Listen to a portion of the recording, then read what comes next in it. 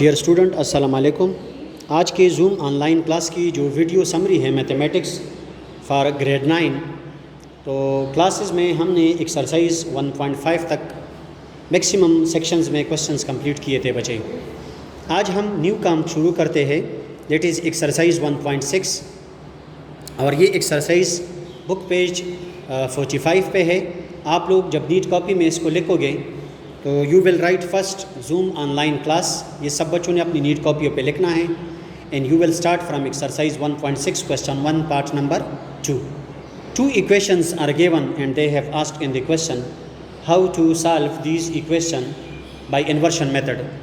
गौर से देखे बच्चे, बुक पे लिखा है क्वेश्चन 1 में कि आप इन दोनों इक्वेशन को सॉल्व करें इन्वर्शन मेथड से।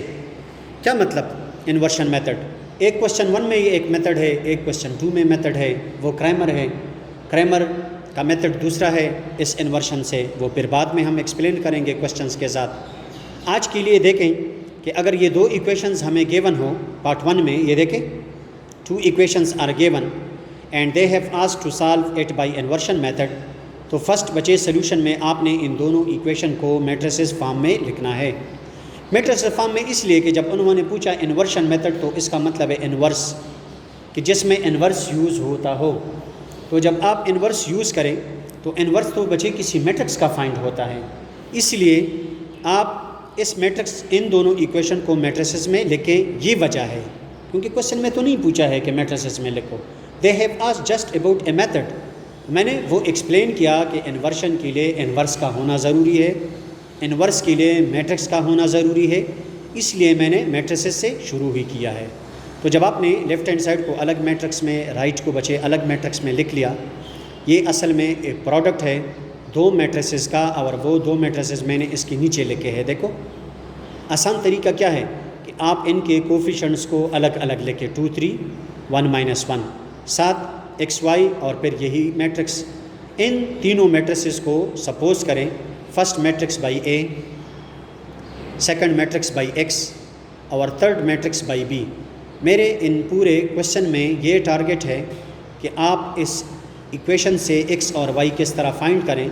मतलब क्या हुआ कि कैपिटल X मैट्रिक्स को किस तरह फाइंड करेंगे। तो जब आपने तीनों मैट्रिसेस को बचे नेम दिए, सपोज किया, आप इस इक्वेशन को अब किस तरह लिख सकते हैं। देखिए मैंने देन के बाद क्या लिखा है, A इसकी जगह, X की जगह कैपिटल X लिखा है, इक्वल के बाद इस मैट्रिक्स की जगह देखो B लिखा है। तो मुझे इस तरह का एक इक्वेशन मिल गया।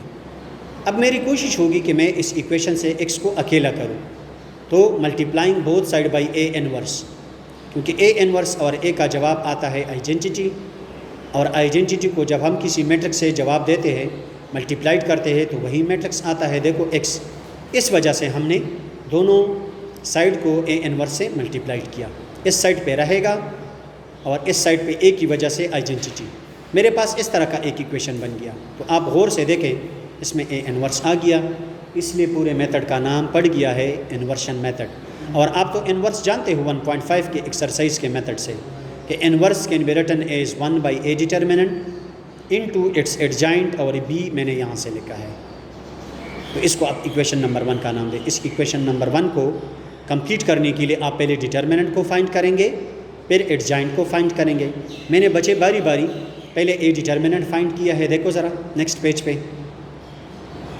I have matrix A and its determinant can be find as by exercise 1.5 method, 2 multiplied -1 into 3 -2 और -3। डिटर्मिनेंट का जवाब आ गया -5।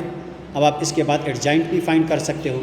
एडजॉइंट भी मैट्रिक्स का फाइंड होता है। देखो इन दोनों एलिमेंट्स की जगह तब्दील करें, देखो -1 और 2, और इन दोनों एलिमेंट्स के साइन चेंज करें, -3 और -1।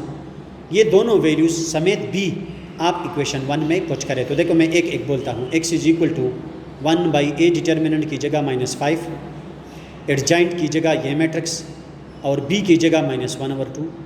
आप अभी 1 बाई -5 छोड़ दें, इन दोनों मैट्रिक्स को मल्टीप्लाइड करें मल्टीप्लिकेशन के मेथड से। Row 1 by column 1, row 2 by column 1। जब मैंने मल्टीप्लाइड किया मेरे पास इस तरह वैल्यूज़ आ गए, 1 -6 1 + 4। नेक्स्ट पेज पे हमने उनको सॉल्व किया है, ज़रा देखें। 1 - 6 का मतलब -5 और 1 + 4 का मतलब 5। आप 1/-5 को दोनों एलिमेंट्स के साथ जब मल्टीप्लाइड करेंगे you will get the answer is 1 और -1।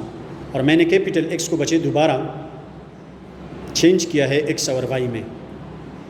तो आखिर में दोनों मैट्रिसेस इक्वल आ गए। इसका क्या मतलब हो गया कि एलिमेंट्स भी इक्वल, X की जगह 1 आ गया और Y की जगह -1, यानी X इक्वल है 1 का, Y इक्वल है -1 का।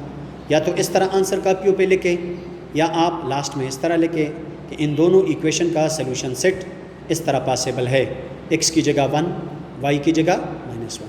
पार्ट नंबर 2 को देखें, बिल्कुल सेम फॉर्मेट पे the same question they have asked, solve these 2 equation by inversion method. तो देखें ज़रा इन दोनों को, शुरू में बिल्कुल वही स्टेप्स हैं।